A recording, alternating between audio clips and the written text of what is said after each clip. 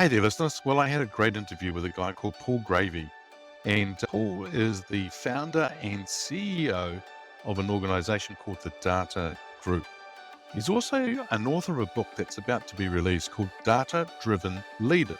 And you know what? We talked about all sorts of things, but we talked about power of having data and how it can actually help you as a leader lead. In fact, he talked about drive technology to stay a relevant leader. Also talked about learning from your mistakes and to hire people who are smarter than you. Had a great discussion with him, so sit back and enjoy the episode. Welcome to Leadership is Changing. Each week, we and our guests provide information and insights through exploring leading change. This is taking your leadership to another level by finding the balance between executive excellence and personal well-being through stories that inspire real change. It's time to adapt in our fast-moving world when leadership is changing with your host, Dennis Giannoutsas. Hey there, listeners. Welcome to another wonderful episode of the Leadership is Changing podcast. It's really awesome to have you here with us today. I've got a great guest with me today, and his name is Paul Kent Graeve, but people call him Gravey. Gravey, a massive welcome to you. Thank you. Thanks for having me. Now, whereabouts in the world are you today? I'm in the deep south of the USA in Birmingham, Alabama. Deep South. Wow, that's pretty cool. The deep, deep south. Yeah, Deep South. That's awesome. Now, for our listeners, I've given a little of an introduction to you, but tell us more about your background, because you're the founder and CEO of an organization called the Data Group. But tell us more about you. Yeah, so I got started in data in kind of an interesting way. My parents were from Iowa, and so my dad's a very simple farm boy from Iowa. And as a father, he was going to teach me two things, and that was character and hard work. And so I never had a summer break or a spring break or a Christmas break. In school, he used those breaks as what he liked to call character building opportunities, which meant getting me some job that was going to teach me to work hard. And they were never any fun. But so I really hated him for that then, but of course it served me well. And so I'm studying finance at Auburn University, and I Christmas break was approaching. And so I just begged and pleaded with my dad to get me some semblance of a white collar job that wouldn't be so awful for Christmas break. And he was a commercial real estate developer. So he got me a job with a local construction company who, of course, only hired me because they were hoping that would get more construction jobs from my dad's company. But the first day on the job, they gave me a bunch of spreadsheets to do, which I finished in one day. And so they decided I belonged in the IT department, and they asked me to start building some financial reporting databases for them. And by the end of Christmas break, they offered me a full-time job. And I wanted to go back and finish my degree, but I was like, this is a great opportunity. So I convinced Auburn University's finance department that this was an internship, and they agreed to give me full semester's credit hours for the work I was doing. So I had effectively flipped the script, and I was now getting paid to go to college. And so that was an awesome experience. And what started out as my dad's character building experiences ultimately ended up laying the whole foundation for my career in data and in technology. And that character building scenario whereby you're going from school holidays and always doing something, we were like that too. So we grew up in the coffee industry, cafes and things like that. And after school holidays, weekends, we were in the shop working and things like that. But you know what? As you said, I think it sets you up beautifully for the future. And it taught us Yes. about work ethic. It taught us about how you can work for things and move things along in your life and your career, which is great learning as well. So that's all good.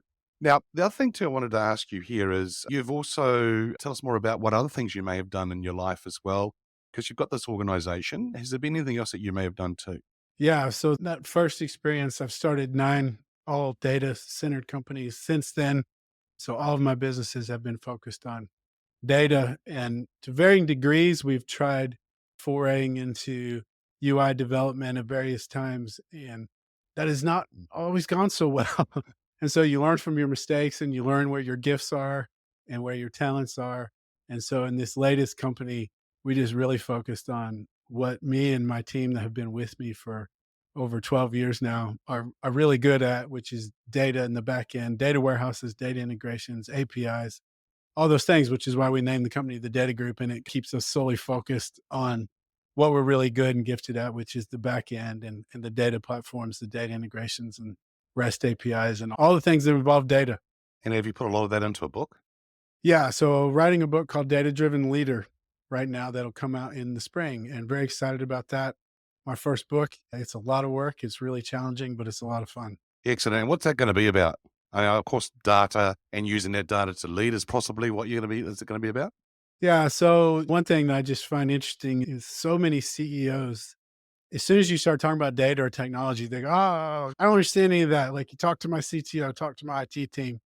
And it's like, well, wait a minute. You lead every other department of your company, but you outsource the leadership of your IT department. Technology is like the future of everything, right? So why are we not leading? And you may not have understood manufacturing, but what'd you do? You asked enough questions to understand it well enough to set the vision and lead the mission and lead the team. And technology is no different. And if you're smart enough to lead a company, you are definitely smart enough to understand data, which is nothing but strings, dates, and numbers and technology. And you just need to ask a few questions. You need to understand it well enough, set the vision, set the mission, and lead your technology department, for heaven's sakes. So that's one of the points of the book is, hey, let's stop as leaders. Let's stop outsourcing the leadership of our technology.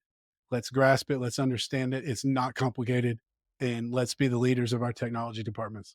It's actually a very good point because I think there is a lot of leaders out there today who don't actually understand the data, depending on where you come from, I suppose is the way to say it. Right. But I think Right. they don't understand it. And you're right. It's them not actually asking those right questions. Knowing that data, how impactful can it be for a leader, for an organization, for a business, if they really do understand their data? What can they do with things? Yeah. I think that is the future of everything. It's the future. Right now, we're in this new shiny object is called AI, right? And everybody's so enamored with AI. So I think it's what I talk about in the book is this is the perfect time for leaders to really lead. And the way you really lead is you say, hey, wait a minute. Let's not go with the popular movement. Let's not go with the grain here. Let's go against the grain. Mm. And let's say, hey, this is this shiny object everybody's enamored with. But we have these new, really game changing technologies in the data warehousing space and these cloud based data warehouses and Snowflake and Firebolt and Yellowbrick, to name a few, and we've never had this capability in data warehousing. So it's the perfect time to say, hey, let's focus on our data and let's get our data in order and let's build a one version of the truth data warehouse in one of these groundbreaking cloud based technologies.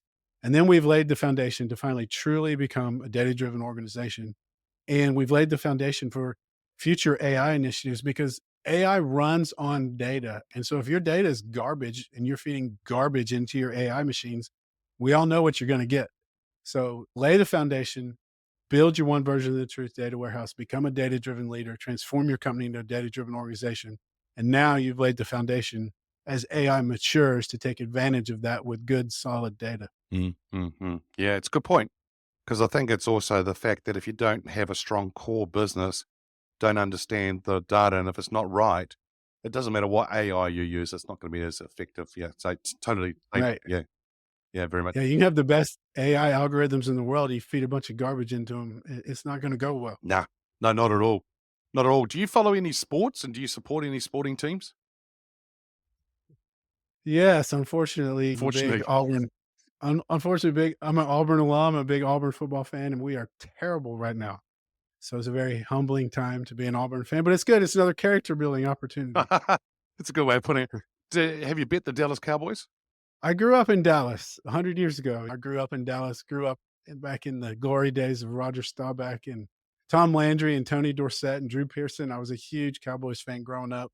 So yes, but since I went to Auburn, really became a college football fan. Because I actually think it's going to be for Dallas at the moment. The way things are going, it's going to be a long season. I think. Yeah, it's crazy, but yeah, it's great. And every time I fly to the US from New Zealand, and I get there and I get into my hotel room, I unpack the bag, but as I'm doing that, I put the TV on, and either I think it is on Saturday, it's college football, Uh-huh. Sunday, it's the NFL football, right? Sure. Is that how it works? That's right. Yeah, yeah. You got it. Yeah, yeah. So then I watch the college football, and then the next day I'm watching the other stuff, and I love it. Yeah, really good.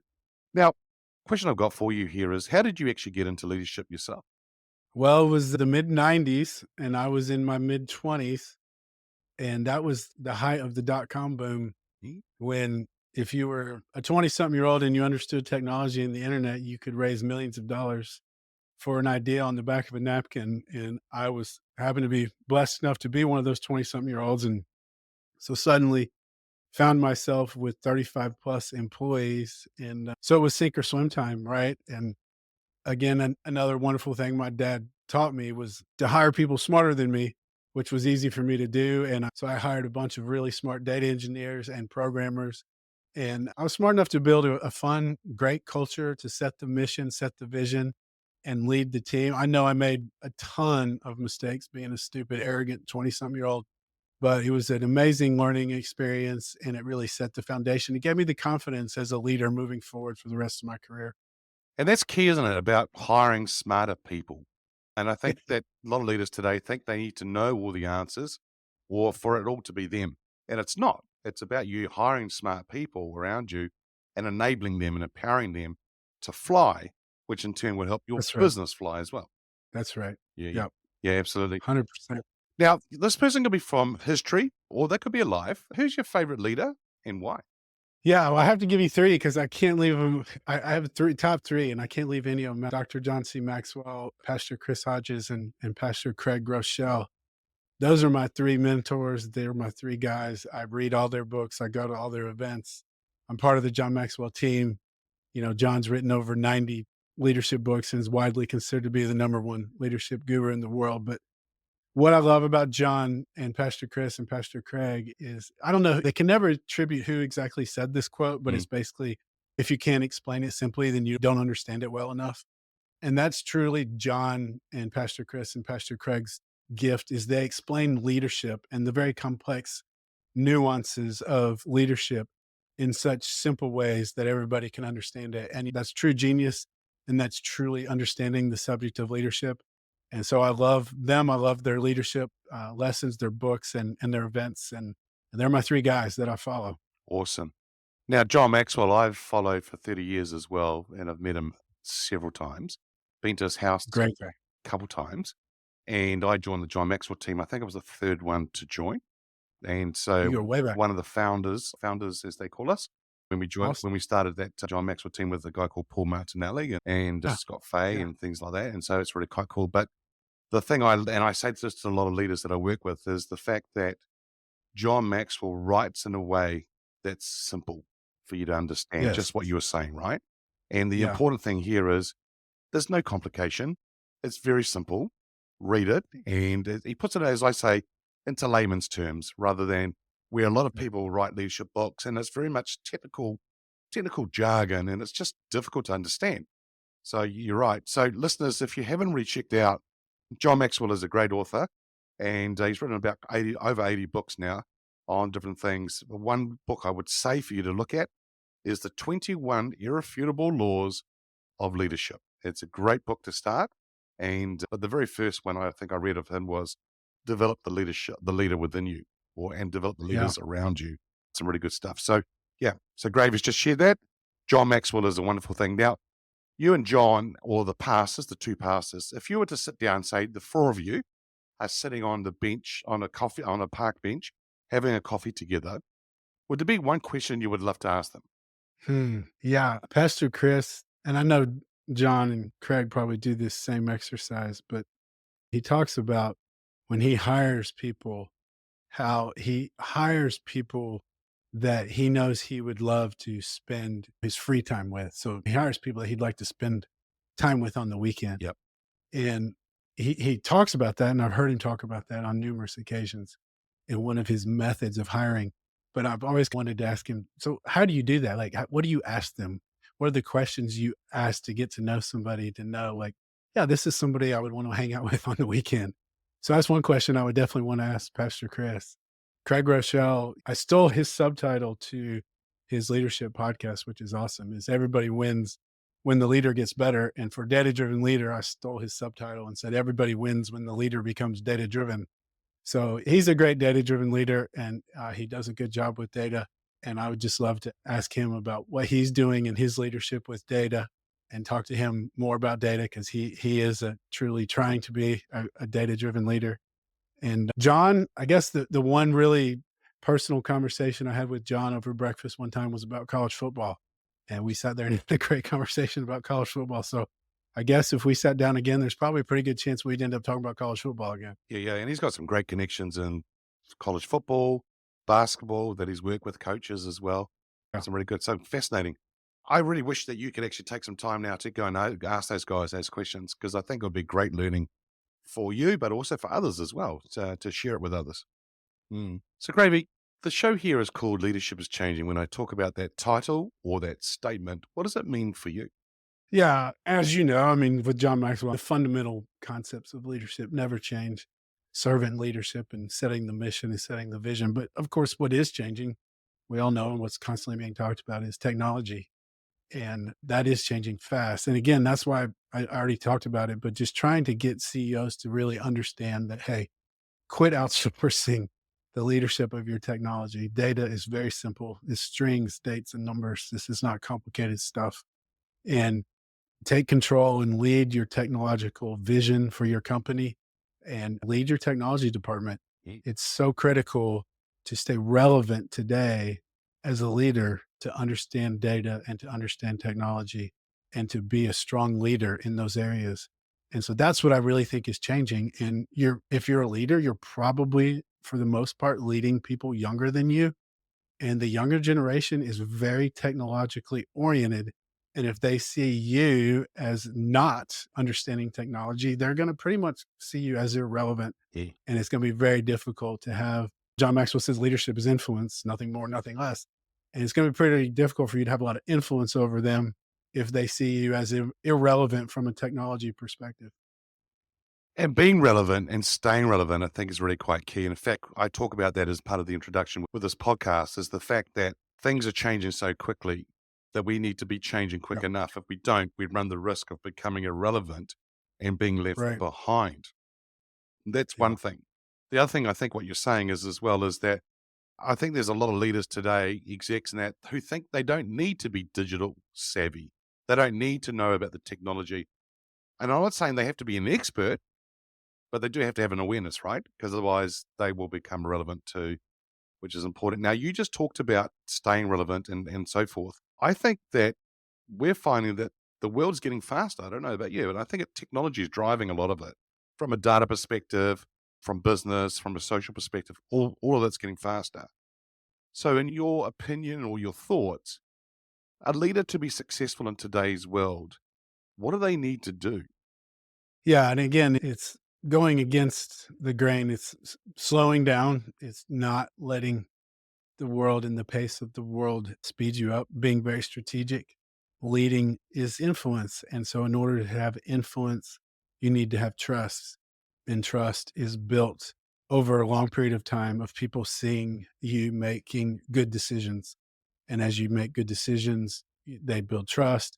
Trust builds influence. Influence builds leadership.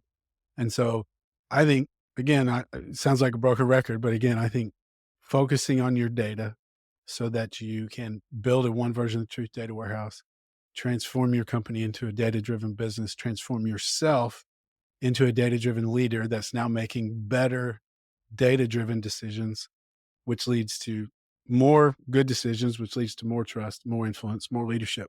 So I think the best thing leaders can do, again, is really focus on data and start just focusing on becoming a data driven leader, which again drives better decisions, builds trust, more influence, more leadership. And if I'm a leader listening to this right now and I'm thinking about, okay, I'm hearing about data and all that sort of stuff, and okay, maybe I do need to do it more. Where does a leader start? Where do they go? What should they be looking for?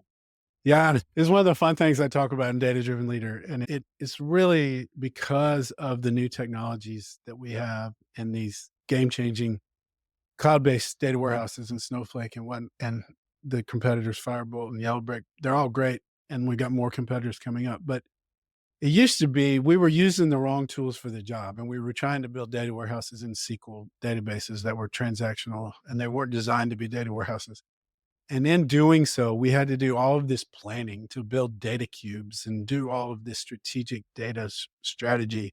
And I think a lot of people still think you have to do that. And therefore, data warehousing is never getting the the true attention it needs, and it's never realizing the true ROI that it truly can now. So what I talk about in the book is, look, don't talk about it, don't think about it, don't build a strategy. Do not get a whole team of people in a boardroom and start whiteboarding your data strategy. These data warehouses can load so much data so fast, and you can transform it so fast. You can change the data model so fast. So you don't have to do it right the first time. So I say, don't talk about it. Don't think about it. Don't think about the KPIs and all the things you want to do with the data. Just start connecting to all of your mission critical systems and start loading your data into the data warehouse. Just do it. Just start loading data into your data warehouse. And as you get the data into your data warehouse, get visibility, put a visibility tool over it. Sigma Computing has a great visibility tool. I think it's a game-changing technology. So get visibility over that data. And now you can get in a conference room.